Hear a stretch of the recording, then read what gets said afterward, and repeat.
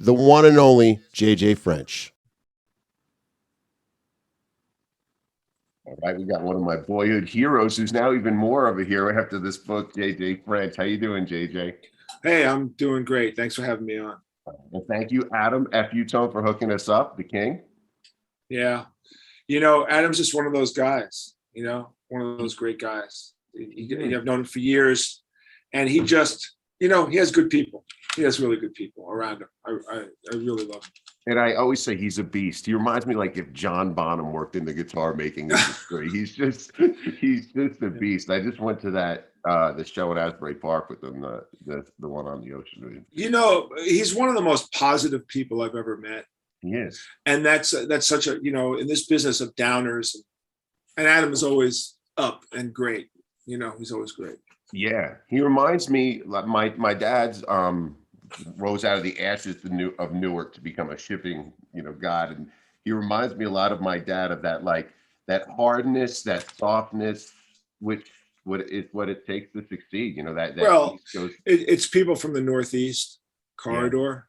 Yeah. I'm not saying that people from Southern California or other parts of the world don't do that, but there's a New York, Boston, Philly thing, a speed with which you do things, an intent with which you do it.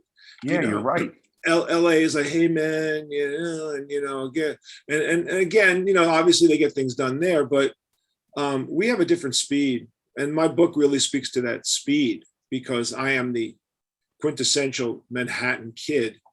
And you talk about speed, meaning the ability to adapt fast to like changing circumstances and always be on the street, wheeling and dealing. It's kind of like Damon Runyon-esque if you watch Guys and Dolls. It's kind of like that thing. If you grow up in Times Square, you grow up in New York City, and you're on the train and you're just with people. Manhattan is such an interesting place, because everywhere else in the world, if you really want to avoid people, you can avoid people wrong side of the tracks. You want to stay in certain economic surroundings. You don't do that in Manhattan. I don't care how rich or poor you are. Everybody gets on the train, everybody sees everybody. So there's no fear. So you learn to have to get along, because it's such a melting pot of cultures. I mean, I understand Queens, they speak 157 languages in Queens. It is the most multilinguistical, I don't know if there's a word like that, location on earth. And that's Queens. And I think the reason why is because Kennedy Airport is in Queens, and all these people come in. Yeah. Some of them stay in Queens, and they can't afford Manhattan. That's why they stay in Queens. Otherwise, they'd be in Manhattan. Right. But still, in all, New York runs at a certain pace, and people on the East Coast run at a certain pace, and there's an expectation of let's get it on with it, instead of like, hey man, like call me tomorrow. Yeah, and you're right. People do get things in LA, but done in LA. When I moved from Jersey in '88 after high school, I couldn't believe that the pace was so much slower, because I mean, we could get 1,000 things done. And I even have problems with friends in bands that are from California. Wait, you said this yesterday, but I'm like, we're already down the road over to here. You know what I mean? We're down, and like, but you said, and I understand that I can confuse them with the move, but we moved. You're right, that intensity. Well, I used to say, when I was hanging out at my record label in LA, one day I said to somebody, how do you get things done?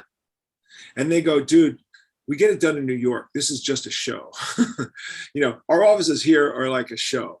Yeah. But all the grunt work gets done in New York City, because that's all those guys do, is stay in offices all day and do grunt work. So, and what's strange, and I always thought, being in LA, the bands in our sect of rock that I grew up loving, the only New York bands that really hit hard were Twisted Sister and Kiss. Why, for that work ethic, do you think those were the only two? I mean, I'm sure I'm missing one, but that really made an impact and had success. I know you could talk New York Dolls, but there wasn't the. No. I mean, you could talk New York Dolls, and you could say Velvet Underground. And they could say the Ramones, but they didn't have any commercial success at all. Yeah. Did they have a certain sociological impact? For sure. Are there champions of those bands? For sure, like, I'm not a champion of the Dolls, but I'm a champion of the Ramones. Right, I love the Ramones. The Dolls always just thought was a bad band that looked good, but they were bad. I love when you said that in the documentary, like they couldn't play. No one wants to say that. I mean, they couldn't play. I mean, I knew them before they were the Dolls. I knew some of the guys. They couldn't play, but big deal. Okay, like, I'm not Yoda. Yeah. You want to go buy a Dolls record, buy a Doll. As a musician, I was so unimpressed by it, and not because I was a peer of theirs and wanted to be unimpressed. I wanted to be blown away. I wanted to be, oh my God. You know, look at Bowie and the Spiders from Mars. And they're out exactly at the same time as the Dolls. But Bowie and the Spiders from Mars is a world-class rock band, okay? Yeah. Mott the Hoople, a world-class rock band. The Dolls were not. No. They were a schlocky, bad bar band that looked really good. Now, the Ramones, as simple as the Ramones were, man, they just had a thing. You know, they were so unified. Like, you know, they were just so bullseye perceptive that in their simplicity, I fell in love with their simplicity because they just knew what the hell they were doing. I don't think the Dolls really knew what they were doing. And again, you could argue with me, say, oh, the Dolls are great. I'll also say this, the Velvet Underground may not technically have been great players, but they also established a single-minded focus of excellence in their own world. Well, what they say that their first gig, there were 13 people and 13 people started band. Well, what they say is 3,000, they sold 3,000 records and 3,000 people who bought the records started bands. And that's what I think. And it's true, you know, Lou Reed, I mean, look, Lou Reed's voice is, you know, I sing Lou Reed songs. I used to cover Lou Reed with the band because I love Lou Reed's songwriting and his voice was perfect for the songs that he wrote. But, you know, how do you fuck up a Lou Reed song? Sing it on key. I mean, that's how you fuck up a Lou Reed song. You know? Oh, my God, don't sing it in tune. So, you know, I love Lou Reed. I agree. But why are Twisted Sister and Kiss the only bands for that work mentality and work ethic, the only bands that can cut it out? Oh, Kiss had vision, number one. Kiss knew exactly what they wanted to do. I mean, when I auditioned for them, they were talking to me about bands that I hadn't heard of yet. Slade, and you know, Slade was a hit machine in England. They were a hit machine, and Kiss loved them. You know, they loved them, and so they were proponents of the British rock thing, which is why they called themselves Paul Stanley and Gene Simmons. They wanted to sound British. Oh. They wanted to play Marshall amplifiers, which American bands did not do in the early 70s. American bands played Fenders and Music Mans and Voxes, but they didn't play Marshalls. Jimi Hendrix was the only American artist I saw at the Fillmore that played Marshalls. Oh, wow. Back in 68, 69. All the British bands had Marshalls, but the American bands didn't. So Kiss knew what they wanted, and they just, time rolled on. Twisted was a mishmash of influences.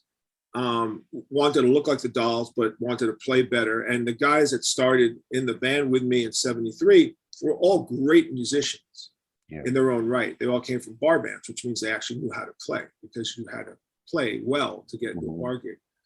And that thing, it felt like the book details each level that collapsed and why it collapsed. But there were players. So Twisted, you know, when D came in, D hyper-focused.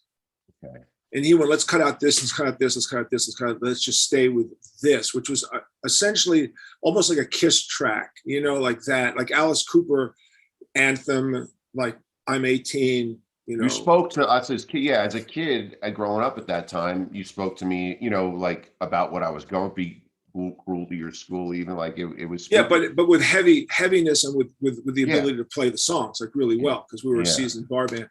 So Kiss made it much faster. We took a longer trajectory. I think in essence, the sonic nature of what we tried to do, which was like be like Judas Priesty, AC/DC, like that kind of a thing, was focused, you know, in. And I don't know. I mean, look, Cinderella comes from what? Philadelphia. Am I right? Yeah. So, okay, no metal band came out of, well, Extreme came out of Boston, but that was years later. Yeah. You know, that was a long time. That was years later. So basically it was us and Kiss. And you know, when we would go to Southern California to record records, I'd go see the bands. I wasn't that impressed. You know, to me, they were, first of all, there was Van Halen, and then there was like everybody else. And there was like another version of, you know, everybody had a hotshot guitar player and everybody, you know, but then Quiet Riot, let's face it, the first multi-platinum quote. Kicked down the door. I was sitting in New Jersey when that came out. Kicked, I think, more important than Teen Spirit, changed MTV. Yeah. Now, AC/DC preceded it as a blues rock metal band. And of course, AC/DC is a standard bearer. I mean, AC/DC is like the Grateful Dead of metal. Yeah. Which is they make the same record over and over again, and we buy it because we love it. Can we The cult of sing AC about electricity or rocket? I love it. Well, man, Yeah. the cult of ACDC is ridiculous. And I love that band. I mean, they just, man, they are at the heart and soul of so much of what I love. And Twisted, ultimately, Dee loved it. You know, I think we kind of hybrided up AC/DC and Judas Priest. So if you listen to Shoot 'Em Down, Sin After Sin, you know, those songs are like, they're like Priest Oh, and man. AC/DC. You know, it's like a mixture. I remember getting that record as a kid because you guys in Springsteen, I know Springsteen had a record deal, but it wasn't like it was all over the TV with these cult figures in the air that people talked about with this religious fanaticism as a kid. And I got that on, I think it was on Gem Records, right? The first Shoot 'Em Down, some label from Plainfield. Oh, it was on, well, that was Secret, was the label from England. Yeah. Oh, okay. But there also could have been, you know, they No, you're right. sublicensed. But it was, yeah, to Plainfield, New Jersey, where I was born. And obviously, as a kid sitting in the snow, you memorize that record and flipping. Yeah. And I love where you say this is, I love this. You look like women, you talk like men, and you played like motherfuckers. And that describes what hit so hard to me. Yeah, well, that was our motto. You know, we were a straight band, drug and alcohol wise. And so in order to, I don't know, portray a crazier aspect of the band, we were a fucking awesome live band. And we cursed a lot because we weren't getting high. So we figured may as well shock you that way. So if anybody said, oh man, those guys, they party out like crazy, you can make a case for it, even though we just went home and slept. Because we never partied to the point where, even when with the hit records, we didn't want to go out. We never intermingled with other bands. Record label would take us out to dinner once every couple of years. We just never wanted to intermingle. We were very antisocial that way. I don't know if that's good or bad, you know, because we didn't make long-standing relationships because I didn't care. Yeah, you know, I was older than most of those guys. When I made it, I was 34. Most of those bands in LA were 25. Yeah. I had nothing to talk to them about. What am I going to do? Go there and hang out while they party? And I'm just sitting there going, oh, can I have a glass of water? Yeah, yeah. You know, they don't want to talk politics. They didn't really care. So it was a different thing. But yet Southern California produced the template for hair bands, for better or worse. Yeah. I don't think Kiss and Twisted were a hair band. I think we were 70s bands that made it in the 80s. You know what I mean? There's a difference. God, yeah. There's a difference. We were not 80s created bands. We were 70s bands. In our case, 70s bar band that made it in the 80s. Kiss, of course, was a 70s concert act and had hits in the 70s. But we were 70s era bands, which means we came from a different cultivation of music. I hate that term here. I mean, I feel like it's a negative term. And I read that book, I Want My MTV, and it always amazes me that you probably had hipsters there that wanted to play, you know, the Velvet Underground running MTV, but you guys, they had to play you because you were making such a noise post that Quiet Riot thing that they had to play these bands. And they were probably throwing around those terms because it just drove them crazy that they couldn't play their friends' hipster New York bands. Oh, maybe. I mean, at the end of the day, it's always about ratings, isn't it? Yeah. And MTV was the ultimate candy bar. MTV was the American top 40 AM radio, for lack of a better way to describe it, where AM radio used to be the sole filter for all music that was popular. It was very simple. There was only one chart. It's like back in the old days, there was only one heavyweight champion, not 18 heavyweight champions. Yeah. And back in those days, there was one chart. There was only one artist that was number one. There was only one album that was really number one. Now, you know, so what happens with MTV is they inherited the mantle of singular mouthpiece for a generation. I was having a conversation with the DJ at WBAB, which is the number one classic rock station in Long Island, one of the biggest classic rock stations in the country. And I asked him what was the bullseye year of classic rock. And we had to go through this whole definition of what is classic rock. That's a whole other story. But when we discussed what was the bullseye year, what year represents more songs on a daily basis being played on a classic rock station, if you had to like take from, let's say, 1975 to like 2000, and you looked at the entire playlist, here's my question to you. What year do you think represented the most songs played on a classic rock station that would be representative of classic rock? You want to take a shot at that? It's going to be when I'm going to say the year that Jay Giles Centerfold came out, because that's when the bomb went off for me, and I was. That was 80 or 81. Okay. So Yes, that was 80, 81. I had always thought it was 71, and I'll tell you why. Because 71 was Jethro Tull, was Elton John, was Every Picture Tells a Story, was Who's Next, Aqualung, Carole King's Tapestry. James Taylor was at the peak of his career. Cat Stevens at the peak of his career. Paul Simon's at the peak of his career. This was all post Beatles demise in 70. So 71 was this unbelievable watershed. Lennon comes out with Imagine. If you just think of the ridiculous amount of classic rock that came out of 71, I thought it was 71. That's what I thought. Turns out I was wrong. 83 is the year. Yeah, and obviously, I guess I could have guessed, but your setup, I started to feel like. So 83 was Journey, 83 was Def Leppard, 83 was Quiet Riot.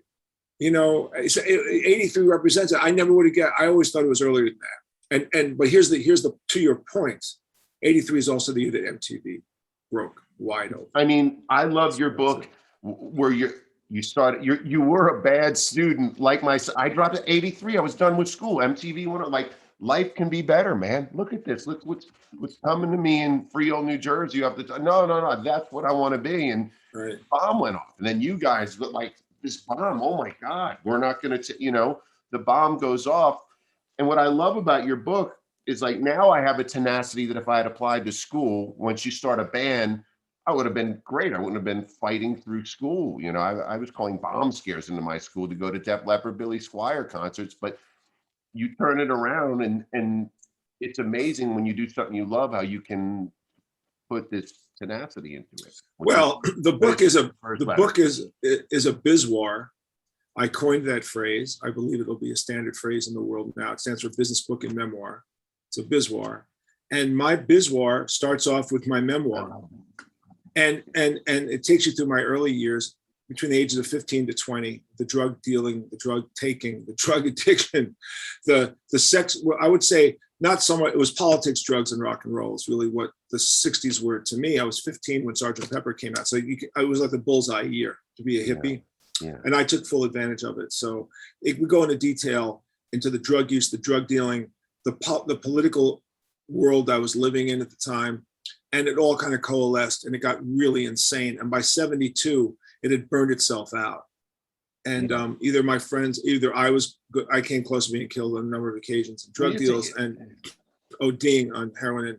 And my girlfriend and best friend were junkies, and my friends were all getting murdered in bad neighborhoods buying drugs. And I literally was, it started in 67 as a hippie, love, flower power, smoke pot, everything is groovy. And then 5 years later, it was a cesspool of death and destruction. And my mother was right. I didn't want to admit to her because she said, it's going to lead to heroin. I said, that's such bullshit. Like, you don't know what you're talking about. It's exactly what happened.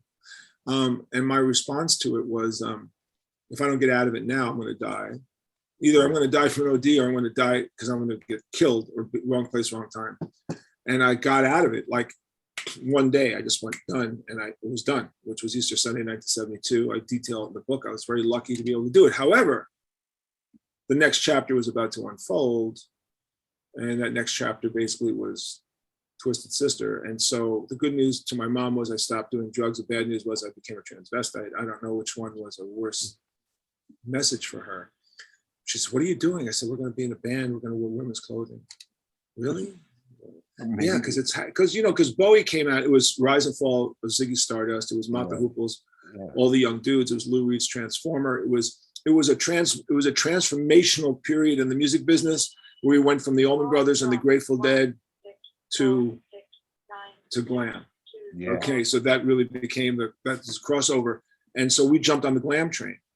So people say to me, was it hard finding gigs? The answer was no, because the club owners are these old Italian guys who are left over from the 40s and 50s, who really, if they really cared, all they really want is Sinatra and Tony Bennett and big bands and stuff. And so they grudgingly had rock and roll in the 50s, and they grudgingly had rock and roll in the 60s.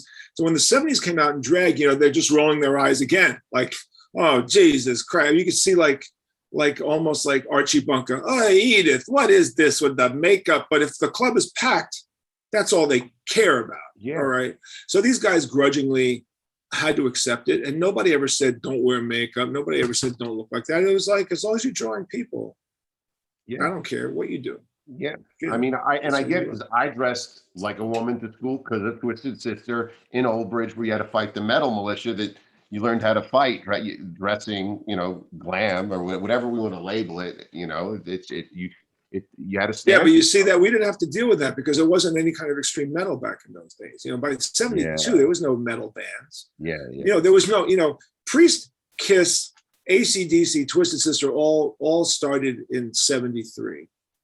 And the bar scene, the club scene that ruled the tri-state area, which will never happen again because it was an insane period of time where the drinking age was 18, which means there was thousands of kids out there. We were the heaviest band on the circuit. Twisted Sister was by far the heaviest band in the circuit. So we represented metal. Yeah, but I mean, my We were baby we were was a extreme metal. biker. Her and her biker boyfriend were the first one that talked about this band, Twisted Sister, that played the Fountain Casino. I mean, they were full bore bikers, and that was their band, and they were part of a band. That's the Yeah, first. we were extreme metal. So we didn't have any competition. I mean, Metallica opened up for us at Fountain Casino one night, first time they ever came to Jersey. And that was thrash metal. And, me and Dee are standing on the side of the stage watching it. I'm saying, think this is going to work? I don't know. You think it's going to work? I mean, we didn't get it until a year later when we toured with them in Europe, and Europe got it first. Europe got thrash first. Europe's always been more extreme than America. America's always been middle of the roadie. Europe has always been the forefront, which is why you have death metal, black metal, satanically fucked up metal over in Europe now. The bands these days with names that you can't possibly discern. It looks like, dyslexic Chinese writing. You can't even tell the name of the band, it's like, so that all began, Europe led the way. So we toured with Metallica for about a week and a half, 2 weeks, and we were headlining, and only one night they headlined, and that was in Amsterdam, and they put on a phenomenal show. I mean, man, I sat there and I went, okay. But if you listen to our song "Tear It Loose," that's thrash. Right. Yeah, it is straight thrash. It's straight thrash. I mean, that's what it is. So we were aware of it. Just Dee wrote more pop commercial metal-y type of anthems, but without a doubt. And Destroyer, that's death metal. So you got Destroyer, and then or Sabbathy. Yeah. That Sabbathy stuff. So churny, yeah. And then you had like thrash. So we knew it, but we had no competition. I mean, there was TT Quick and a couple of other bands, but there was no competition. I mean, we outdrew these bands at Lemoore. And Lemoore was an interesting club because Lemoore was the club that went from that transition from the bar band copy groups to all original metal. Yeah. They really, they were the CBGBs of metal. CBGBs was not a metal club. CBGB was a punk alternative. I went to Lemoore's. Yeah, it was like a mecca to drive to Jersey, being 18, see Guns N' Roses, you guys, White Lion. Yeah, like you say, it was like arena bands in a club. In a club, and then you also had the Factory in Staten Island, which became Snoopy's, which also was also like that because the kids from Jersey would drive over, and they could stop at Staten Island first, and then go to Brooklyn. Yeah. And so CBGB's may have been the home of Blondie and Talking Heads and the Ramones and all that, but that had no bearing on our life. Yeah, it was too cool for me. I just felt like that was too something I didn't understand television. Yeah. You guys spoke to me, and that I totally get it. To your book, dude. This, like I said, this book has never been written to me. I've read so many rock bios, and I have two friends. One works at Sony. And one was working at Disney. Now he's doing Kid Cootie's animated movie. And I asked, well, you guys were in bands. You didn't go to school. I said, we apply in the boardrooms everything we learned in bands. Both guys say that. And this book hits on so many of those things. Like, let's start with Ahmet Ertegun. You talk about partnerships. And I love that. You talk about partnerships. And I mean, I had dinner with Ahmet a couple of times. And I kind of instinctively ran the band business in a certain way or felt a certain way about how businesses work. Yeah. And so I'm always looking at business angles. Yeah. People think, it's just all about the music, but really it's called the music business. Okay. Yes. It's 50-50, the music business. Well, now Twisted business. I'm in the business of Twisted Sister. That's what I am. And I said to Ahmet, how did you have a successful label? Because you started out with John Coltrane, and all these super, super heavy jazz guys, like super heavy jazz. Like he loved jazz. And I said, but then, then you get into the coasters and R&B, and then you move over to rock and roll, and and then you get into Led Zeppelin, and Crosby, Stills and Nash, and then you get into AC/DC. I mean, their scope of artists is just gigantic. I said, how did you have that vision? And he goes, I didn't. My only vision was that if I wanted to have a successful label, well, he said, if I had a label just based on the music I love, I'd be broke, is what he said. Yeah. So he said, if I want a successful label, I have to bring people in that I trust that can hear things that I can't hear. That was number one. That was very perceptive. The second thing he said to me, the most important thing he said to me, is success is easy if you don't mind who gets the credit. Now that is a crazy statement, because most people, their ego's too big to allow that to happen. Meanwhile, me, I'm looking at D, I'm going, I don't write, I don't sing. So without you, I'm without you, I'm not going to make it. Without Mendoza, I'm not going to make it. Without Eddie, I'm not going to make it. And I don't really care if I'm up front, near the side, back, it doesn't matter. You have to cultivate an environment where that shines. And so D grew into his role, and it never particularly bothered me, because I have a life that I never would have had. And yet at this point in time, the book finally, I guess, maybe puts me in the spotlight. So it tells the real story behind the band. And the book, the business part of it, the business part of it is the twisted method of reinvention, which I'm really proud of, which is really, once you get past the biz war, once you get past the memoir part, it's the 7 lessons of survival, which is applicable to any business in the world. So TWISTED is the framework for the business part of the book. And I believe, people are starting to call it the business book of the year. Who thought a metal guitar player was going to write the business book of the year? Really, yeah. But it's turning out to be the business book of the year, because it really speaks to, if you look at the letters, TWISTED, they're transformed into tenacity, wisdom, inspiration, stability, trust, excellence, and discipline. And I explain with every letter why it mattered and how those applied to the success of Twisted. Again, let me be clear. If he didn't write these songs, you and I wouldn't be talking about this at all. But in order for him to write those songs, we needed to last long enough in the band to become successful. And so what this is a blueprint for anybody's life or any business at all. If you want to become successful, this is what the book is about. And this is why it's being considered the business book of the year. Already it's inspired me, because I don't know which letter this was. I had them all. Your life intersecting with others, the chance meetings are so important. And I'm like, he's so right, because I wasn't going to do something, and then you do it, and you talk to this Adam hooking me up with you. These are all chance meetings that change things. Just that right there. Yeah, well, on any given day, you can have a conversation with somebody that can change your life. I am absolutely a believer in it. But in order to have that conversation, you have to talk. Yeah. That's how you have it. I'll give you an example of a recent conversation I had that blew my mind, okay? That was a chance conversation.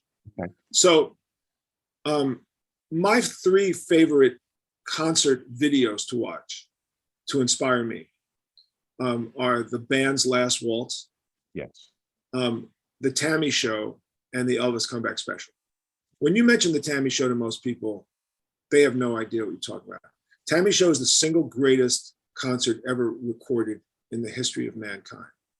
Think about this. In one afternoon in Santa Monica Auditorium in December of 1964, a promoter brought together the following artists.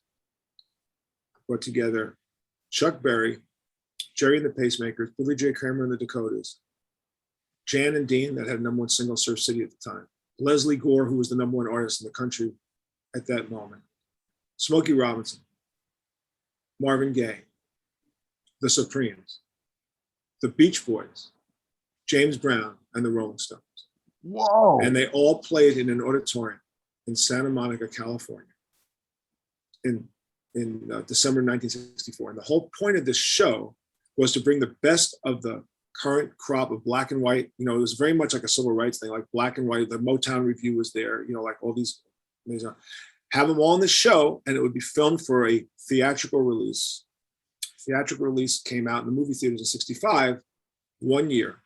Beach Boys had a clause in their contract saying that after that year, their footage had to be taken out, and it sat on a shelf for 40 years. until a company called Shot Factory Records founded, convinced the Beach Boys to put their footage back in, and it became commercially releasable. However, why I know about the Tammy Show is because Mick Jagger famously said, when someone asked him what's the biggest mistake the Rolling Stones ever made, following James Brown on the Tammy Show. And then Keith Richards in his book said, biggest mistake I ever made, following James Brown on the Tammy Show. So I could not wait to see what they were talking about. So as great as Chuck Berry was, and Jerry and the Pacemakers was, and the Supremes were, and Smokey Robinson was, and Leslie Gore was, and Jan and Dean was, and the Beach Boys was the last Beach Boys show with Brian Wilson ever. Yeah. As ridiculous as this all was, when you watch James Brown on the Tammy Show, it's the single greatest performance by a human being in the history of music. So you just watch his two songs, Please Please and Night Train. And basically, James Brown was so pissed off that he had to go on before the Rolling Stones that he wanted to put a dagger into Jagger. And he just, well, you can just go on YouTube right now. When you're done, I will tell you this: you go on YouTube when we're done, you spend 15 minutes, put James Brown, Tammy Show. By the way, Tammy stands for Teenage Music International, one of the worst titles in the history of the planet. That's what it was called, the Tammy Show. You put on James Brown Tammy Show. You watch Please Please to start, and then watch Night Train, and then email me after Night Train. Okay. It is the single greatest performance ever. And I tell this to people all the time, and people write me back, going, Jesus Christ, that's the great. Okay, so let's go back here. The Last Waltz, Tammy Show, Elvis Comeback Special. 3 favorite. So this summer, I'm at a wedding. And on the 4th day of the wedding, we're at the bride's parents' house, having lunch in Sun Valley, Idaho. And I'm kind of beat 4 days out there, and I'm sitting on a lawn chair, minding my own business. And a guy walks up to me because they know who I am. And invariably, when people get to know me, they go, what was the best show you ever saw? Who's your favorite guitar player? All that kind of stuff. And I'm always pretty gracious. I really wasn't in the mood to talk. And the guy goes, so what was the best guitar player? I said, listen, I'm going to make your life really easy. Just get these 3 DVDs and just watch The Last Waltz and watch this thing called The Tammy Show. I'm sure you have no idea what that means. Elvis Comeback Special. And that should check all the boxes. And the guy looks at me and he goes, The Tammy Show and Elvis Comeback Special. I said, yeah. He calls his wife over. He goes, Dana, come over here. Dana, this is JJ French, Sharon's husband. My wife knew all these people, his twisted sister. Tell your father. She goes, oh, my dad, Steve Binder, the director, producer. I went, yeah. She says, he produced The Tammy Show, Elvis Comeback Special, and blah, blah, blah. She goes through this whole litany. I went, your father's the Steve Binder that produced The Tammy Show and Elvis Comeback Special and directed? She goes, yeah. I said, oh my God. I mean, it's too bad he's not around anymore. I'd love to interview him for my podcast. And she said, he's not around anymore. I don't know about that. She takes her phone out. She calls her father. I'm sitting in the lawn chair. She goes, Dad, I got this guy here from Twisted Sister who wants to talk to you. Puts me on the phone. I'm like, Steve Binder, you did The Tammy Show? He goes, yeah. I went, oh my God. I have a podcast. Can I have you on my podcast? He goes, sure. He's 88 years old. If you go to my podcast, I do 2 hours. The French Connection. I love it. Yeah. So I do 2 hours of Steve Binder, 1 hour just on The Tammy Show, 1 hour on Elvis Comeback Special. The point is, that conversation could not have taken place if I didn't want it to take place, right? I had no idea you were going to get this here. Oh my God, it's amazing. Imagine that. So I get to interview a guy who directed and produced the 2 greatest DVDs that I own, 2 of the 3. The third one, The Last Waltz, was produced. The movie was produced by Jonathan Taplin. He hired Scorsese. Yeah. I interviewed Jonathan Taplin on my podcast. So I got them all. I hit all 3 on my podcast. Wow. My point is, what are the odds? What are the freaking odds that I have a random conversation with somebody? And it's that. That's all I'm saying. Amazing. No, and that I didn't know how that was going to huge, man. That is how life works and how bands, the things that change our lives. Kids are born because of that. People sometimes are born because of things. So look, 1967, I go to the Murray the K Easter show, which was very similar in lineup variety as the Tammy Show. And it was at the RKO Theater on 3rd Avenue and 60th Street. And he had the Blues Magoos, Simon and Garfunkel, the Chicago Loop, Jim and Jean, and he had as opening bands The Who, The Cream, and the headlining act was Wilson Pickett and Mitch Wright and the Detroit Wheels, and the Young Rascals were on the bill too. So you could say it's one of those kinds of crazy shows. Yeah. And each band plays 2 songs, and they play in 90-minute reviews, and there's 5 shows a day for 9 days, 45 performances, okay? Each band plays 2 songs and then comes back an hour and a half later and plays 2 songs and comes back an hour. So I'm there, I'm 14, and there's The Who doing My Generation and I Can't Explain, and The Cream doing I'm So Glad and I Feel Free. And then there's, you know, and the number 1 song in the country that week was Groovin' by the Young Rascals. So they kind of had a top slot there.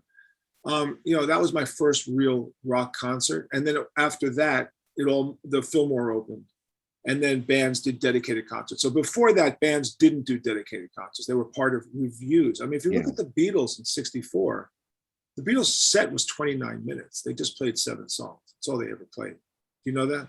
Yeah, I didn't know that, but I'm Beatles thinking they only played 7 songs.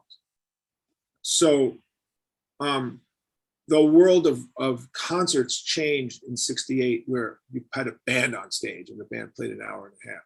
I guess that's why when the plane accidents would occur and they take out all of music because everybody was on the review. Or on a bus crash. Yeah, I mean, Motown had a review. You know, think about Motown in the '60s, probably the greatest collection of genius in the history of mankind in one label. You know, you had the Supremes, you had the Temptations, you had Smokey Robinson, you had Stevie Wonder, you had the Jackson 5. I mean, it's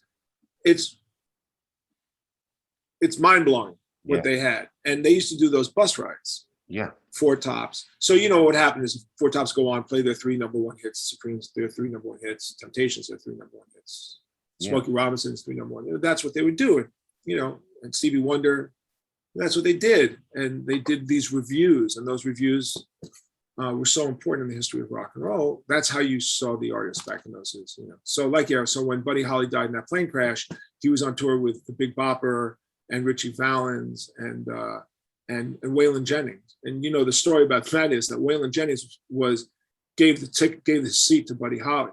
Buddy Holly wanted to get his laundry done. And so he said, well, if I fly, because I can get there early, if I get to the next location early, I can do my laundry, dies on a plane crash, which then Don McLean in American Pie, first verse, you know, a long, long time ago, I can still remember the day, I can't remember how I cried when I heard, you know, that he died, blah, blah, blah. Anyway, that was about that first line, that first verse was all about the death of Buddy Holly. And he did it because he had just read that Buddy Holly died to do his laundry. That was the point. Yeah, he just read an article that the reason why he was on that plane was to get his, and he goes, he died to do his freaking laundry. Yeah, it was in the wrong place at the wrong time. Yeah. Anyway, I got to interview Don McLean on my podcast, which is the JJ French Connection for those of you listening to this podcast. It's the JJ French, JJ French Connection. Don McLean. I mean, you had Doc McGee, you've had everybody. It's so Don McLean gave me a quote for the book, which was great too. You know, he's on the back cover of the book. He was great. He was a great guest, very funny. And we discussed, I know the meaning of American Pie. I didn't really care. Everybody asked me about it. I knew it. I just wanted to know exactly what his thinking was when he was writing those lyrics, and how he wrote those lyrics, and what inspired him to write those lyrics. Those lyrics are so defined of an era that I grew up in. So I grew up in a great era. I grew up in an era where you could see Jimi Hendrix, the Rolling Stones, the Grateful Dead, Rod Stewart, Jeff Beck for $3 at the Fillmore. You know, that was it. Tickets are $3, $4, and $5. And if you couldn't afford that, you saw them at the Schaefer Festival in Central Park. Why? Because the tickets were $1. Wow. $1.50 for the front orchestra section, $1 in the back. If you couldn't afford that, didn't matter because it was an outdoor show. You just sat outside on a picnic blanket and got high. Man. So because we had those acts every single night, weekend after weekend after weekend after weekend, we didn't think it was anything particularly great. It was just the way it was. So you see Zeppelin. I mean, I saw Zeppelin open for Iron Butterfly. I saw the Woody Herman Orchestra open for Zeppelin. The Woody Herman Orchestra is a jazz group. Okay. I have a poster of Woody Herman and his clarinet and Zeppelin on the same poster. People can't believe it. Stones played the Garden in '69. The tickets were $6. Wow! Because that's what it was. So it didn't cost much to go see it. And that's what the book basically talks, in the book. Yeah. I write about what that was like to be at that period. I'm at Oh, that you period. take your adventures and just going to Bermuda and going to concerts. You're just exploring so much. You know what I mean?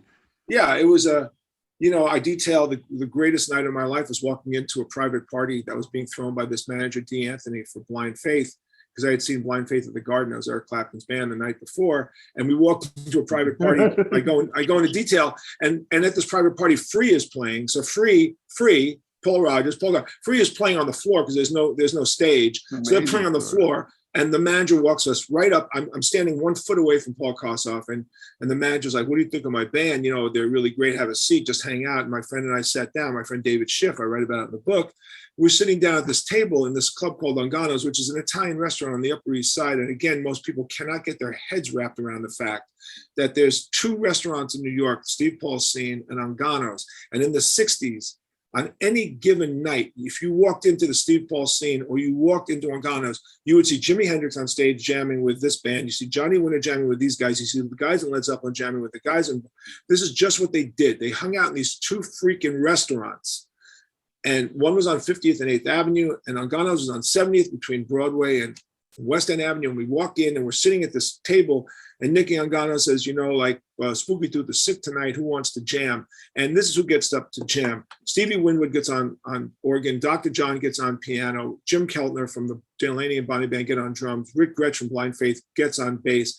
Delaney gets up. Bonnie gets up. Eric Clapton gets up, and they play for 3 hours in this little restaurant where me and David are sitting with about 20. Oh, and your excitement, not only is that, but you make you taste what it's like to be kids going, I can't believe this is happening. I can. I'm sitting to David going, do you fucking believe this night? But I went to a million shows in Ungano's. I went to see Muddy Waters one night. And they had no seats. It was packed. And Nicky Ungano said, go sit on his amplifier on stage. I got on stage. And Muddy Waters is playing. I sat on his Fender amp during his set. I mean, this was a great period of time to be my age. And when my friends' kids hear this, they hate me even more because, man, what was it like? What was it like to see the dead? What was it like? It just was. And that fueled my passion. Yeah. And I talk about inspiration in the book, the I, the twisted method, TWISTED, tenacity, wisdom, inspiration. And I talk about inspiration and I say, without inspiration, you got nothing. So inspiration is what fuels your dreams until you start making money. Yeah. Because you're so inspired by it, especially musicians and athletes, because we are inspired at an early age. It's either we saw somebody on stage or saw an actor, or you're an athlete and you saw a baseball player and you're like 10 years old and oh man, I gotta do that. I gotta do that. Most guys who are just like financiers and bankers, they learn that in school, graduate school. But entertainers, sports people tend to be inspired at an early age. And when you're inspired, then you need to figure out ways to monetize your inspiration. And if you don't monetize it, eventually the inspiration wears out. But that's how important inspiration is. And you talk about that. And you also, you talk about excellence. And what was really cool, the excellence that he starts out with, you talk about that Einstein quote where he talks about, insanity is endlessly repeating the same process, waiting for a different result. But you're right. Being in a band, to step on and be able to do something, you just need to repeat and get your 10,000 hours in. It's not just in the band. It's anything you want to be great at. Yeah. You want to be a great figure skater. You want to win a gold medal in figure skating. They're up at 4 o'clock in the morning doing 8 hours a day. You're not doing that. No. I'm not doing that. Mm-mm. Somebody's doing that. And that's the person who's going to get the gold medal. You want to be first chair at the Philharmonic playing violin. You're up at 4 o'clock in the morning playing violin 12 hours a day, for the first 10 years of your life. I'm not doing that. You're not doing that. No. Someone is doing that. You want to be a great heavy metal band? Play 9,000 performances. I did that. So we, D and me, D joined years later. So, but me and D probably stood on stage at 4,000, 3,000 to 4,000 shows. So what happens? What happens is when you repeat over and over and over again, I call it the boredom of excellence. What happens is internally, you start saying, shit, I fucked up tonight over here. Tomorrow, I'm not going to fuck up over here. I may fuck up over there, but I'm not fucking up over here because I now know how to not fuck up over here. So in very small, minute changes in brain wiring, you get better and better and better by repetition. That's just the way it goes. So this whole thing about repeating and expecting a different result is bullshit. You get a different result. It just takes a long time for it to show itself. Now, if you do something 9,000 times, you still suck at it, chances are you did the wrong thing. But usually you don't last that many times and suck at anything. But you've taken on new endeavors, as if podcasting. I mean, I'm sure you're not where you were the day you started doing this. No, but so that is a labor. I mean, I love it. My expectation, most of the guys who really, like Adam Carolla has been doing it for 15 years. He's got the biggest podcast. He's got 15 years in. I got 6 months. I didn't expect, so I'm doing it because I love it. Doing it. I've always done something because I love it, not because the money was there. However, I always knew how to monetize what I loved. But, you have to understand that's the business side of it. So when you read the book, you understand drug dealing was not the first deals I did. I was selling Boy Scout cookies, and then I was selling firecrackers, and then I moved to drugs. And then I was selling weed, a lot of weed at the age of 15. And I was telling people back then, it's going to be legal one day. Here it is. Everybody's selling weed now, weed's legal. But I was ahead of my time. But I only did it for one reason, to raise money to buy guitars, amplifiers, and go to shows. So I started making a shitload of money. As a 15-year-old, my mother was wondering where all this gear was coming from. I told her I was borrowing it from friends. She had no idea. Well, she eventually knew. She eventually nailed me for dealing. And I said, listen, you and dad don't have money. So I'm financing everything myself. The last money my parents ever spent on me was when I was 15. And that was it. I said, you never have to pay for me again. My mother says, if you're dealing out of the house, I want to cut. So I had to pay her 10% to let me deal. I was a very progressive mother. And you even knew what I love. This book is so honest too. That you talk about bottoming out and rebuilding, which we all have to do. The bottom out, the rebuild. That you knew when you were in court, almost losing everything, to hang on to the Twisted Sister name. And it seems like by the skin of your teeth. When I talk about the W for wisdom, it's being smart enough to understand your surroundings when all hell's breaking loose. Yeah. That was a scary time. I didn't walk into bankruptcy court thinking I was going to sell that to the judge. But when the judge was sitting there, and this is, by the way, for everybody, the band, struggled, became huge. And then 3 years later, by 89, me and Dee were going to be sued for a lot of money for reasons I get into in a bit.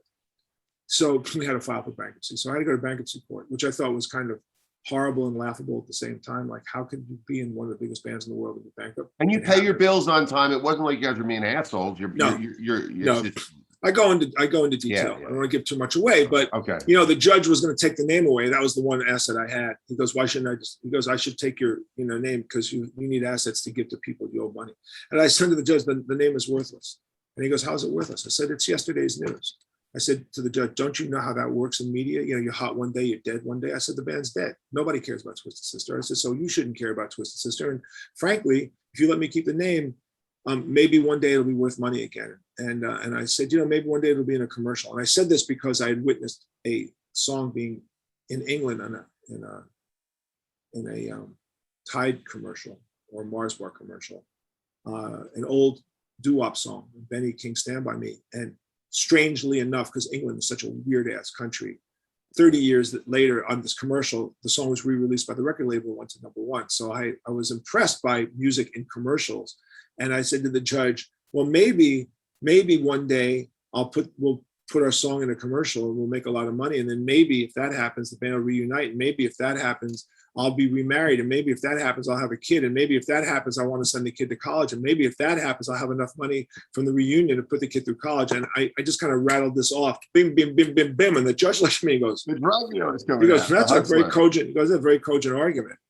Okay, you can keep the name. The truth to that was that 10 years to the month of that statement, we licensed, we're not going to take it to Comtrix nasal spray for $100,000. So that proved the point. Now, I wish I could tell you that I was such a freaking genius that I knew that would happen. I took a shot. I was a Hail Mary pass. And we've done, in the book, we'll describe how many Hail Mary passes get thrown in your life. A lot of times you throw in a Hail Mary. Oh, yeah. That was a Hail Mary. It's the level of luck at times is amazing. Like I said, my dad's in international shipping. He was going to Rutgers at career day, and he was drunk, and he thought he was going to work with sea animals at sea at a place called Sealand. I'm sure you took the interview, and been in international shipping his whole life, but it was just luck. He always says there's no big secret. I mean, they say better to be lucky than good. What I say about luck is you need to be prepared to take advantage of luck. Exactly. You have to do. So, that's really the whole thing. Twisted Sister got breaks, but Twisted Sister took advantage of the breaks because we were good. Yeah. So, it's basically it's preparedness and timing. And that's what luck is about. It's being able to take advantage of luck when it comes. If whatever people are doing, they can apply this book to it. And I think from the rock and roll standpoint, it's really exciting. And the first time someone's ever done something like this. And what was your process for writing the book, and what was the timeline? I brought a writer in, Steve Farber, who's a great writer. He's the best. Who you give tons of credit to, that I love. He gets his own bit. You and everything you go on, you talk about him, and I love that. Well, I'm a collaborator, whether it's the guys in the band or Steve Farber. You don't do it alone. Well, you could. I don't. It's not how I function. Yeah. I needed somebody else. I didn't want to write a book that sucked. Yeah. And I'm a writer. I'm a professional writer. I write for magazines. Someone said to me, "Well, you're a writer. You know how to write." I said, "Yeah, but I need for lack of a better word, I need a twist. I need a different perspective." And Steve and I became friends, and he's a motivational speaker, and he's my mentor in the speaking business because I do corporate speaking. Yeah. And so I brought Steve in, and it took years to do it, like 4 years. Okay. Crazy. When it says "and Steve Farber," what's his role in your story? Like, he wrote it. I mean, it's like we did 90 hours of interviews, and he distilled it. Like basically, I could write a book that would be 20,000 pages long based on my history. Yeah. Okay. I needed a guy to go, enough. That story. 200 pages. Story. That's what I love about it. Not this story, not that story, not that story. Put this story. That's what he did. He took my words, they constructed it in a narrative that is easy to read. And I couldn't have done that. And so without Steve, you wouldn't have had a book as entertaining. I mean, everyone always says the same thing. It's really entertaining. Yeah. It takes you through. It doesn't waste any time. Yeah. It makes you want to go from page to page to page because you can't believe what you're reading. It's a redemptive book, which is the positive part of it. It's very redemptive. It takes you through the highs and the lows. I mean, I went through personal highs and lows. The band went through highs and lows, incredible highs and lows. It's very redemptive. I'm very glad it was redemptive because I do believe in that. And look, I'm a survivor of 2 heart operations. I had prostate cancer 3 years ago. I mean, life goes on. My daughter has an eye disease called uveitis, which is the leading cause of blindness among young girls in America. We deal with that. Life, that's what life throws at you, and how well you respond to it.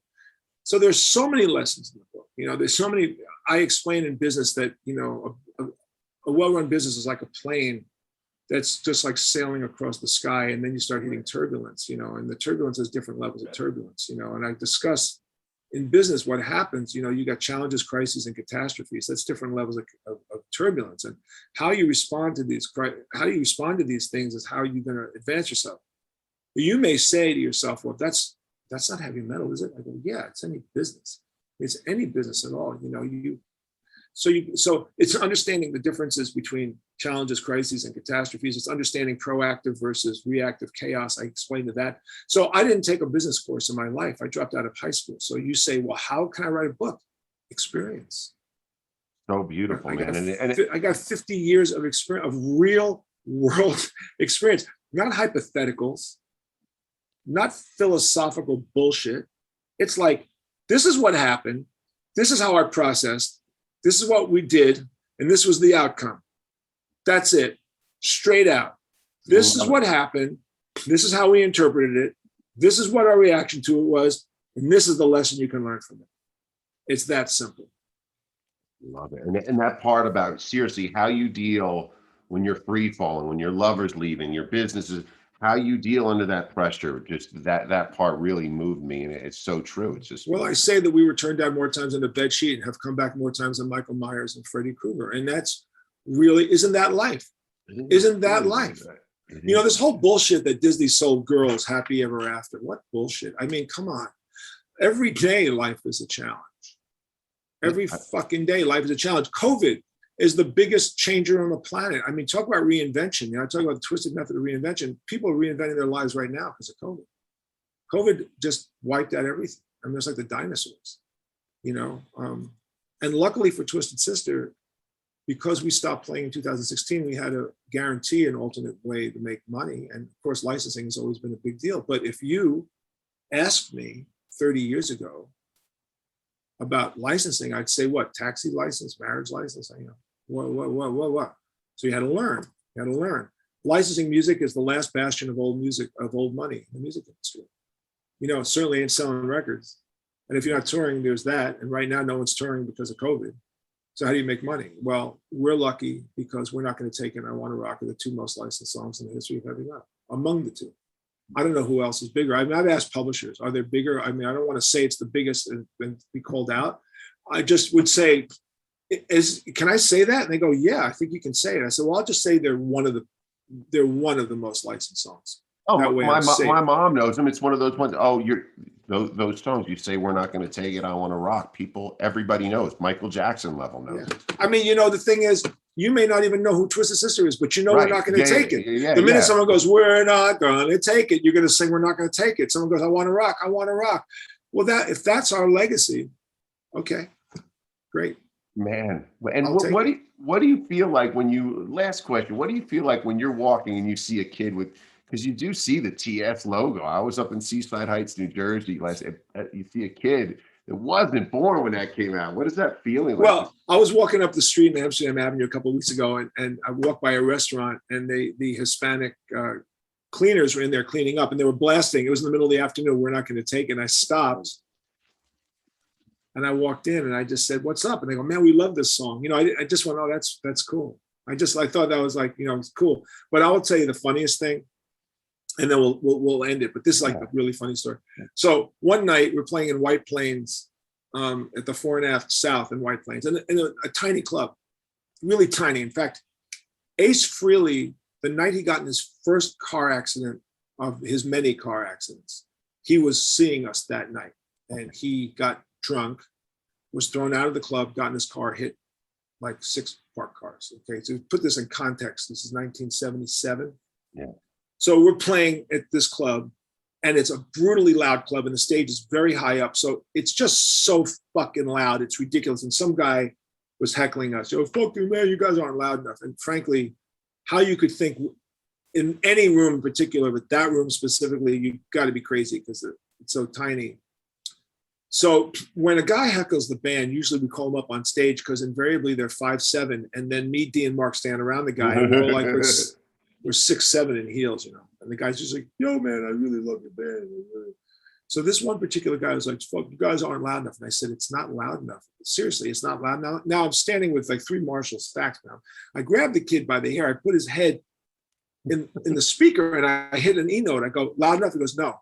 So I say to the road crew, tape him to the Marshall. So they duct tape the kid like Jesus Christ, like this. I wish I had a photo, but duct tape the kid.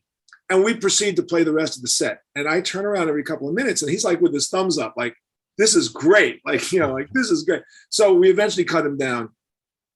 And I always thought about that night. I always thought, man, I wonder whatever happened to that guy, you know? And what happened was a couple of years ago, I'm walking across Grand Central Station, and I hear this guy, yo, JJ Fred. Normally I don't, you know, respond, but I'm okay. So he goes, hey man, that night at the 4 1/2, when you taped that guy to the Marshalls, I went, was that you? He goes, no, man, that was my best friend. I went, no shit, really? How's he doing? He goes, are you kidding me? He still tells people that was the greatest night of his life. Oh my God. And I said, is the guy married with kids? He goes, yeah. I said, and that's still the greatest night? Oh my God. He needs to go to a therapist, you know. Oh, that's huge. Oh my God. I love it. What a perfect ending note. JJ, thank you for the music and thank you for the book. We're going to put links to the French Connection, the book. I so appreciate your time, man. And thank you for being so pro. And I'm going to watch the Tammy show, and I'll email you back. Oh, you watch the Tammy show. Mm-hmm. You watch James Brown, Tammy, Tami. Yes. Do Please Please first, then do Night Train, and then You have my email, right? I expect an email in 20 minutes. Okay. Watch it, and you will probably say that is the single greatest thing I've ever seen in my life. I will bet the farm on that. All right. I'm going to do that. Well, thank you so much. And thank you again, Adam F. Utone, for hooking me up. Intersections. Thank you, Adam. Take care, buddy.